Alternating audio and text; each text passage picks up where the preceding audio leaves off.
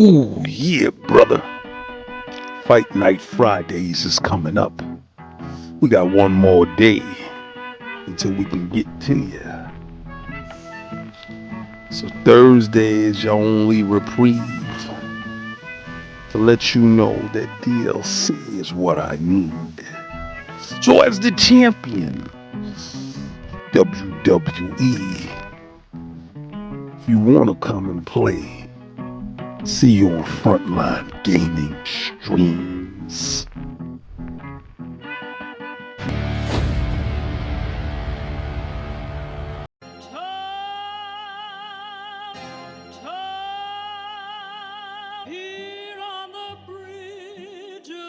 What's a man or a king?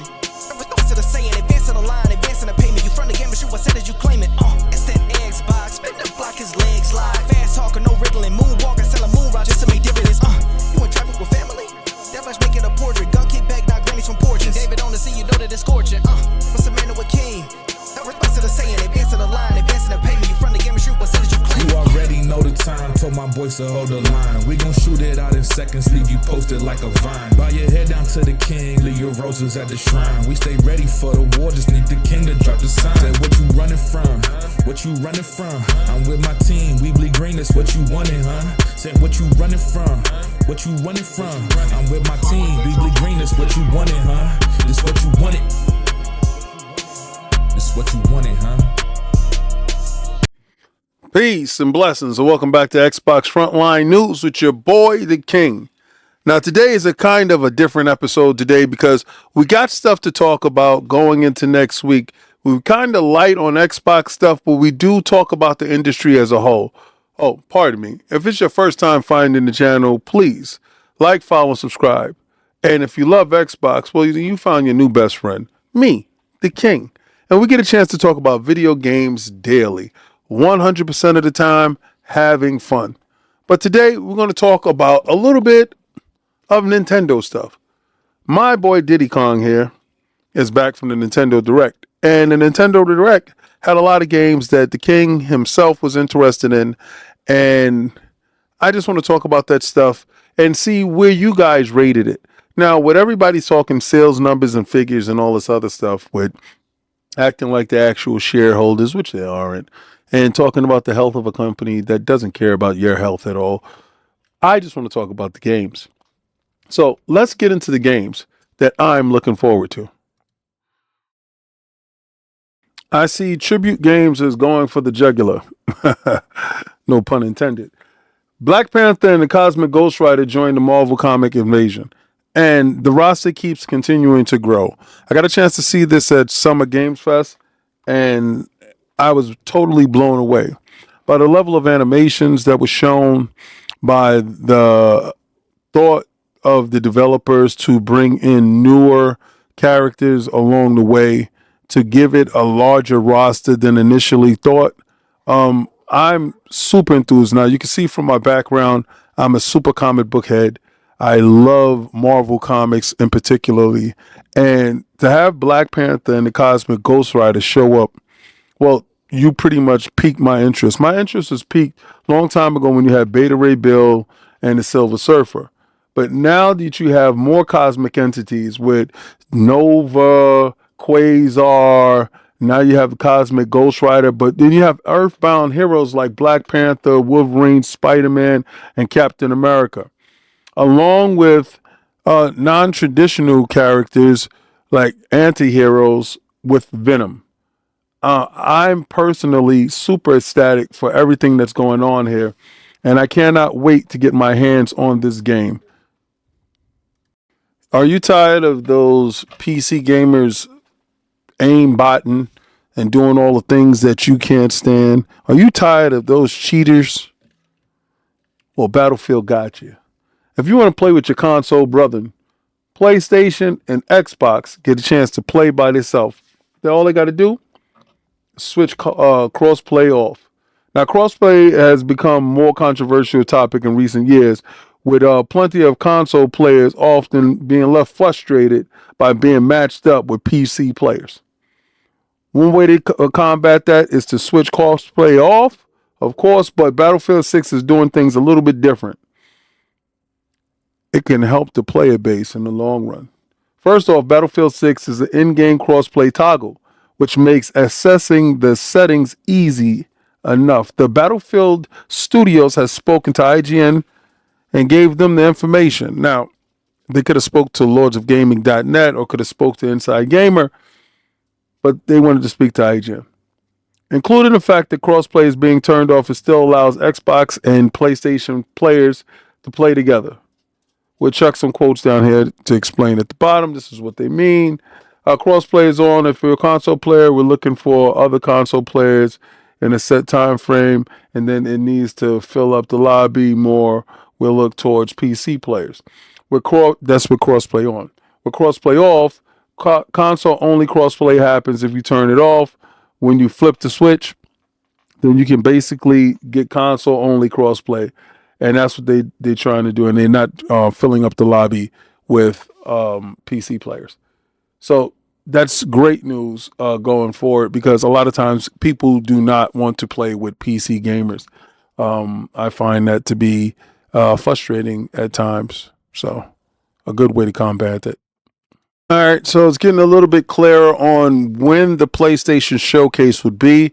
It will be on the days of the TGS.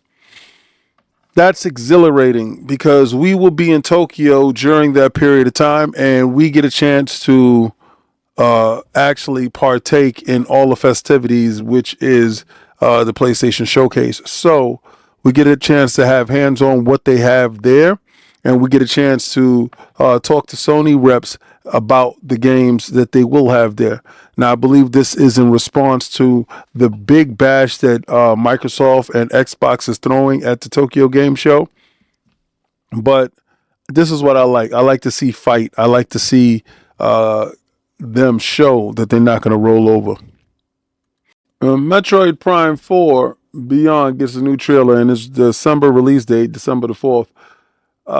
I thought this game would be out a little bit sooner. I think it's you're sandwiching Mario in between, so I guess it kind of works out that way. I kind of wanted the new before I get the old, but Nintendo seems to be hell bent on stringing us along for as long as possible, the same way that they're stringing along third-party publishers on their device, making sure that no one outsells any of their first-party titles.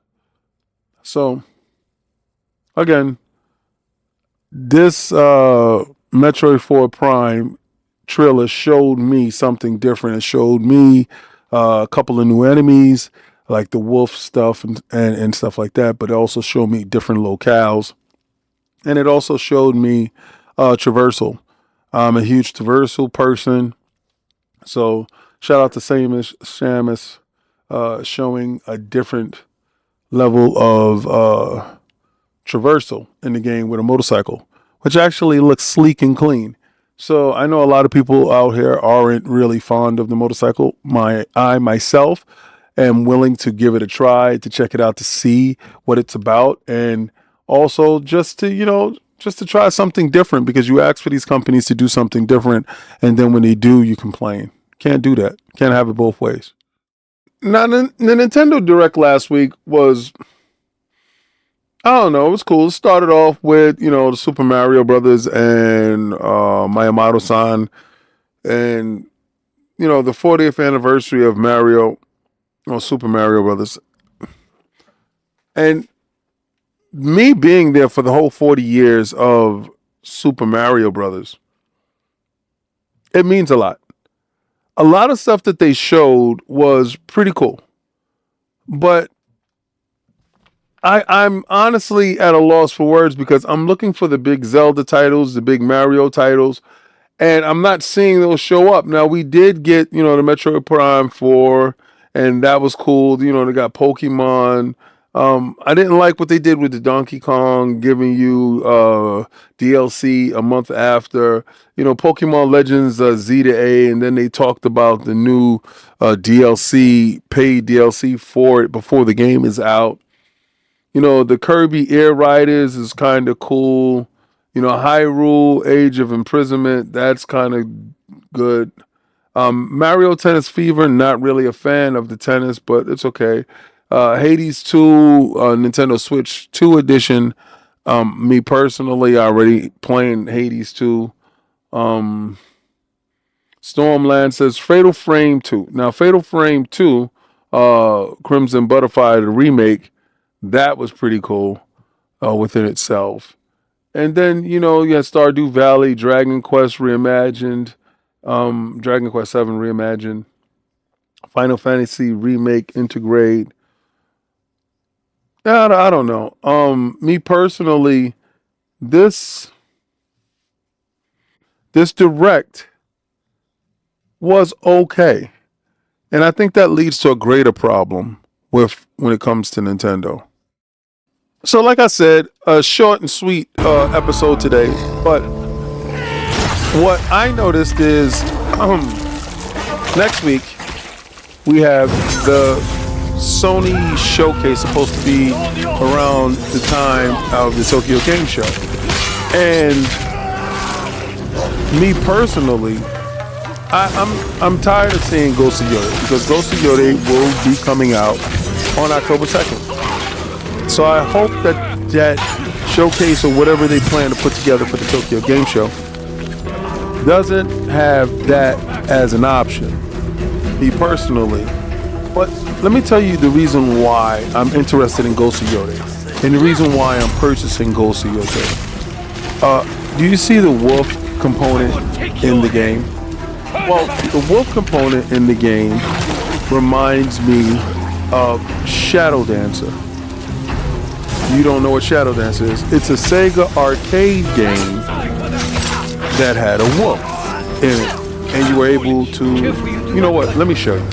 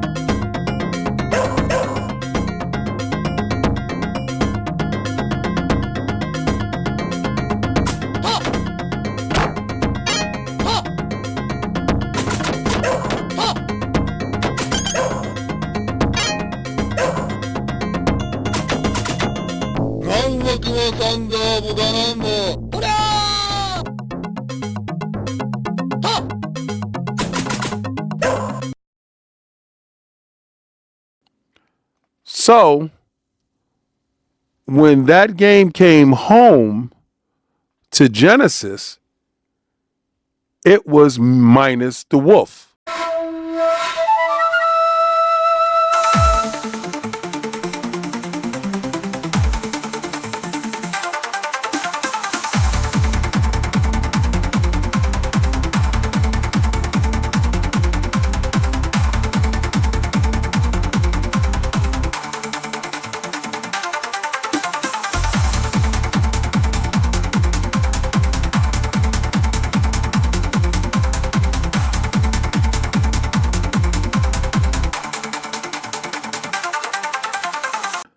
So now I get a chance to play this game because when Revenge of Shinobi, Shinobi Vengeance came out, they showed the wolf, but they didn't use the wolf. Well, Ghost of Yotei uses the wolf, and they use the wolf like Shadow Dancer did in the arcade. So for that alone, they have garnered my purchasing power, and I will purchase the game. Sony is putting out one AAA title a year, and honestly, I'm gonna support that aspect of it because they're just holding on by a thread, and I think as gamers we should help out the unfortunate. But with the Tokyo Game Show fast approaching and Nintendo putting out this latest direct, which was the largest direct that they had, and it had a lot of games. Now, the growing sentiment that I hear is people having buyer's remorse when they've purchased their Switch too. Me personally, I don't have buyer's remorse from purchasing my Switch 2. Actually, I actually like it. And I know what I purchased it for. I'm sorry, I'm kind of in the know. So when I actually look at these directs or look at these shows or get up the information, I pretty much do my research on the device, knowing that in handheld mode, it's not going to be a 4K machine and it's going to be 4K upscaled and all this other stuff that goes into it. So I understand the power narrative of the machine is going to fall anywhere between a PlayStation 4 Pro and below Xbox Series S. So within there, I can work around that, and I'm cool with that. And I understand what the machine's capabilities are. I personally purchased the machine for their first party titles. Now they're kind of light this year. They really showed a robust roadmap for next year. So the majority of the titles that are coming out this year are titles that either you knew about, there weren't any surprises. Pretty much, you're going to get Metroid at the end of the year. You're going to get Mario, and then you're going to get the Zelda Hyrule game that I'm highly interested in November. So again, you have a bunch of titles that are going to facilitate your needs, and they do have third-party titles that are there available. Now, for not for everybody, Nintendo Switch 2 is not for everybody, and some people are saying that $500 wasn't justified, that they shouldn't have wasted their money. Besides all the business practices that Nintendo is doing that I don't agree with, I honestly feel that the Switch 2 is worth the money for me. It did what I asked it to do, and I try to tell people to be informed before they purchase things. Like, do your research, do a ton of research, then talk to people that you trust and people that kind of align with your values.